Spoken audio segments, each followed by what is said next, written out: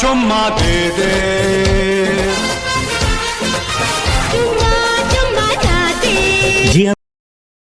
जी हाँ दोस्तों, खेसारी लाल का टीजर आ गया है। चुम्मा चुम्मा का बहुत बढ़िया गाना है। कल आएगा 9 तारीख को रिलीज होगा। आप लोग सुनिए और प्यार दीजिए, जिसमें खेसारी लाल यादव गाना गाए हैं और आकांक्षा पूरी साथ दी है।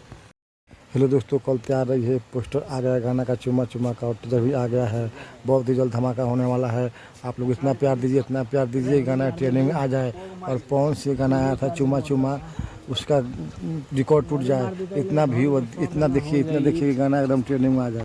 हेलो दोस्तों, ये राजा राम फिल्म का सॉन्ग है चुम्मा चुम्मा, जो कल सुबह गाना आएगा 7 बजे। आप लोग सुनिए और प्यार दीजिए। सारेगामा बाहर आया और ये गाना इतना सुनिए कि कौन से गाना आया था बॉलीवुड वाला चुम्मा चुम्मा, उस गाना का रिकॉर्ड टूट जाए।